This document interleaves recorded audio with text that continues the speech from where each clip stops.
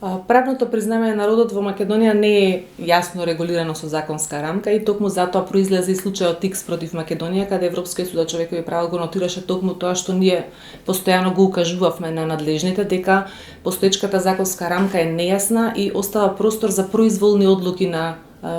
службениците кои постапуваат по барањата на трансродовите луѓе. Именно правното признавање на родот значи дека државата ги препознава и ги признава овие луѓе како субјекти носители на права. Им го признава нивниот родов идентитет како едно најинтимно внатрешно чувство кое понатаму треба да се рефлектира во документите за лична идентификација, кои понатаму се основ за да склучат договор за вработување, да го регулираат своето домување, да добијат основни права од социјална заштита, од здравствена заштита. Че сето ова е ограничено затоа што нивните документи не го рефлектираат родовиот идентитет кој што тие го живеат и или се стрема да транзитираат кон истиот. Така што оваа пресуда Икс против Македонија зборува за една индивидуално поединец кој што трпел повреди во текот на барањето на правда пред домашните институции, односно поднел барање пред управата за водење на матични книги, кои во неколку наврати го одбивале и донесувале арбитрерни одлуки во смисла на барање на документација која што воопшто не е предвидена со закон. Измислуваат критериуми и услови како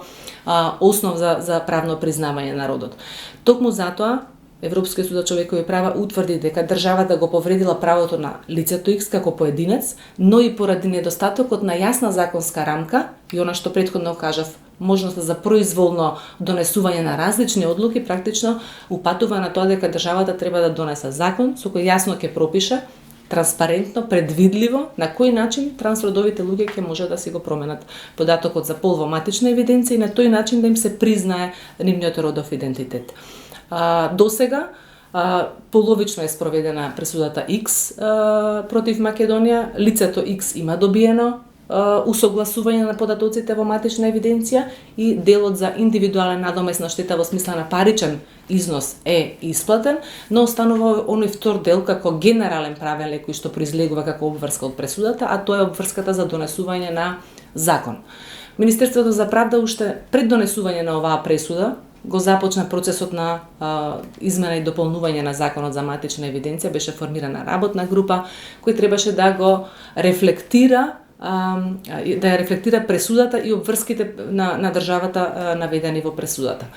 Дојдовме до некој, јас бев дел од работната група, дојдовме до некој текст на законот кој што беше прифатлив за сите институции кои беа дел од работната група, вклучувајќи ги МВР, Министерство за правда, Управата за водење на матични книги, Агенција за лични податоци,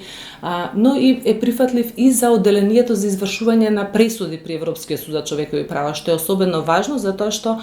тоа одделение го следи спроведувањето на пресудата од страна на државата и тоа под засилен надзор. Значи, 2 пати годишно државата доставува акцијски план и кажува докаде и што планира да направи за да го забрза спроведувањето на оваа пресуда. Но за жал до денес се уште овој закон не е усвоен. Знаеме дека беше предмет на сериозни напади од страна на антиродовите и антидемократските движења и практично под притисок на овие наративи од страна на антиродовото движење, практично владата го повлече законот и веќе не беше во собраниска процедура. Паралелно на овие процеси застапување со Министерството за правда и владата да го забрза спроведувањето на пресудата Икс против Македонија, ние како граѓански организации работевме и со интерпартиската група за ЛГБТ прашања во собранието, па дел од пратеничките членки на оваа група практично во јуни 2023 го поднесоа сличен предлог на закон за измена и дополнување на законот за матична евиденција со цел негово усогласување со пресудата Икс и овозможување на трансродовите луѓе да можат непречено да си го усогласат податокот за пол во матична евиденција. Овој закон се уште е заглавен некаде во собраниска процедура, се уште не е ставен на дневен ред, но се надевам дека во декември е разгледувањето на државата повторно пред Комитетот на министри во Совет на Европа, каде повторно ќе биде ставен на дневен ред фазата во која државата е во спроведувањето на оваа пресуда и дека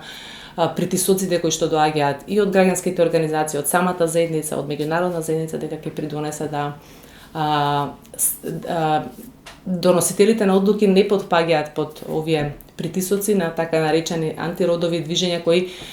прават сериозни штети во остварувањето на правата на транслуѓето. Она што е важно и како порака сакам да го испратам е дека покрај тоа што не е донесен законот, државата во изминатиот период, особено по донесување на пресудата X против Македонија, има значајен